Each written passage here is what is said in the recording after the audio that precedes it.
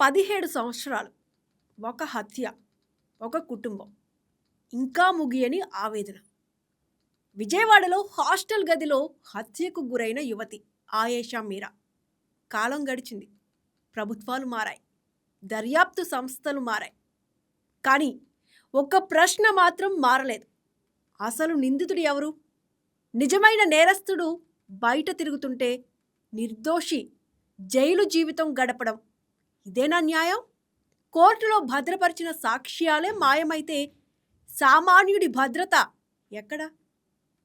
రాష్ట్ర పోలీసులు విఫలమయ్యాక ఆశగా ఎదురుచూసిన సిబిఐ చేతులెత్తేసి చివరికి కేస్ క్లోజ్ అంటుంటే ఇది దర్యాప్తు వైఫల్యమా, లేక వ్యవస్థల మౌన సమ్మతమా? 17 ఏళ్లుగా న్యాయం కోసం తల్లిదండ్రుల పోరాటం, వారి కన్నీళ్లకు విలువలేదా? ఒకవేళ బాధితురాలు పెద్దల ఇంటి అమ్మాయి అయి ఉంటే ఇదే తీర్పు వచ్చేదా?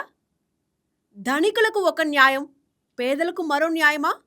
ఫైళ్లు క్లోజ్ అయి ఉండొచ్చు, కానీ ఈ ప్రశ్న ఇంకా బతికే ఉంది.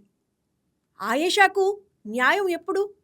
భారతీయ న్యాయశాస్త్రంలో ఒక ప్రసిద్ధ సూక్తి ఉంది. 100 మంది నేరస్తులు తప్పించుకున్నా పర్వాలేదు, కానీ ఒక్క నిర్దోషికి కూడా శిక్ష పడకూడదు. ఆయేషా మీరా కేసులో ఈ సూక్తి మొదటి భాగం అక్షరాల నిజమైంది. 100 మంది కాదు, ఒక కిరాతక నేరస్తుడు 17 ఏళ్లుగా స్వేచ్ఛా వాయువులు పీలుస్తూ వ్యవస్థల కళ్ళు గప్పి తిరుగుతున్నాడు.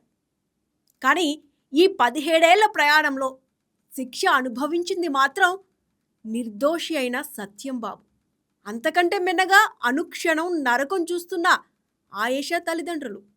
సిబిఐ ఈ కేసును క్లోజ్ చేస్తున్నట్లు ప్రకటించడం అంటే అది కేవలం ఒక ఫైలును మూసివేయడం కాదు, సామాన్యుడికి న్యాయం మీద ఉన్న ఆఖరి ఆశను కూడా సమాధి చేయడమే. 2007 డిసెంబర్ 27 విజయవాడ శివార్లలోని ఇబ్రహీంపట్నం. ఒక స్టూడెంట్ దేశానికి సేవ చేయాలని కలలు కన్న ఒక యువతి తన హాస్టల్ గదిలోనే అత్యంత క్రూరంగా హత్యకు గురైంది. ఆ వార్త విన్నప్పుడు తెలుగు సమాజం ఒక్కసారిగా ఉలిక్కిపడింది. ఆడపిల్లలకు రక్షణ ఎక్కడా?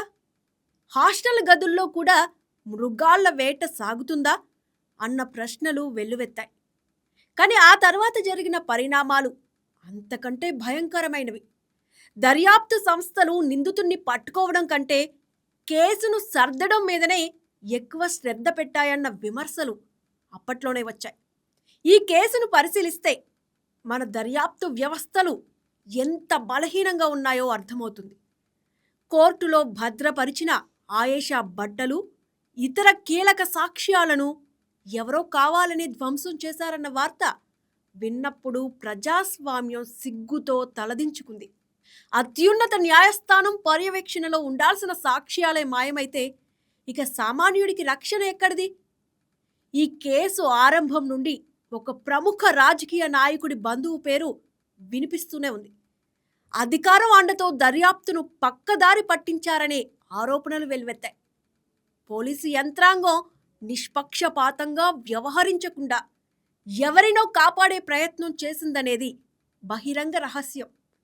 అసలైన నిందితుణ్ణి వదిలేసి శారీరక వైకల్యం ఉన్న సత్యం బాబును నిందితుడిగా చిత్రించి జైలుకు పంపడం ద్వారా వ్యవస్థ తన అసమర్థతను చాటుకుంది.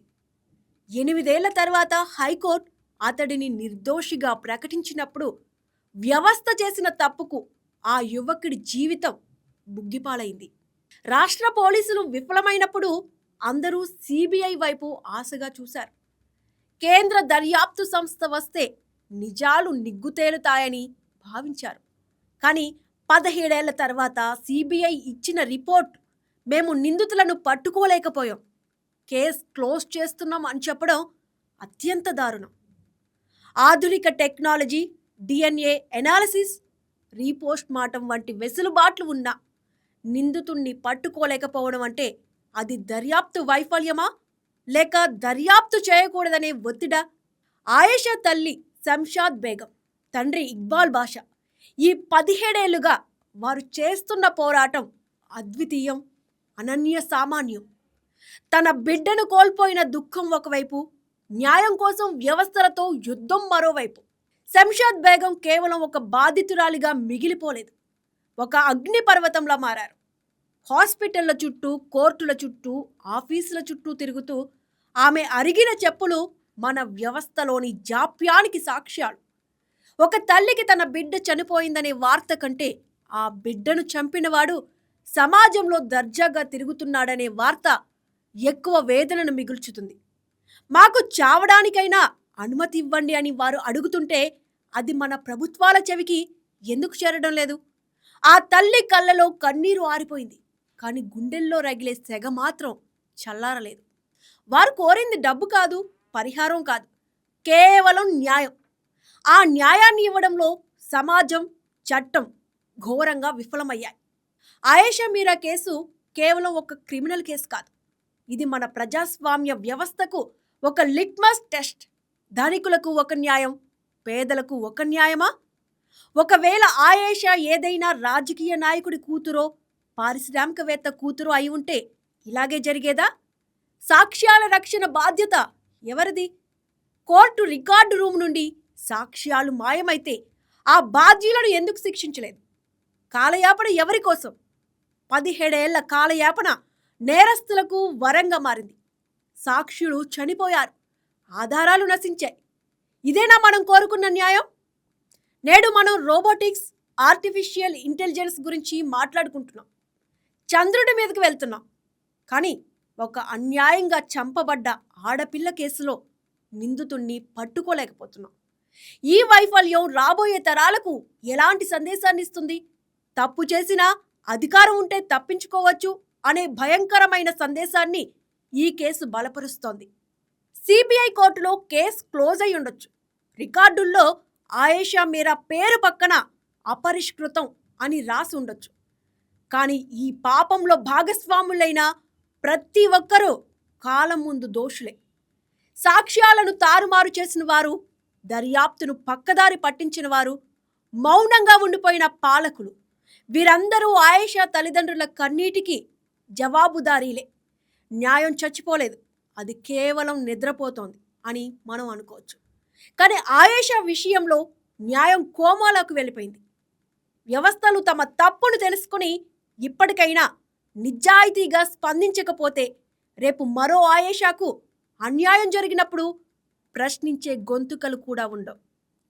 ఆయేషా మీరా, నీవు భౌతికంగా లేవు, నీ కేసు కూడా మూతపడింది, కానీ నీవు రగిల్చిన ప్రశ్నలు మాత్రం మన న్యాయ వ్యవస్థ గోడలను ఎప్పటికీ నిలదీస్తూనే ఉంటాయి.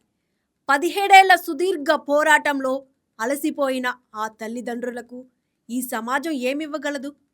కనీసం వారి ఆవేదనను గుర్తించడమైనా మన బాధ్యత. Please subscribe to YK TV Network. Please subscribe to YK TV. Please watch YK News.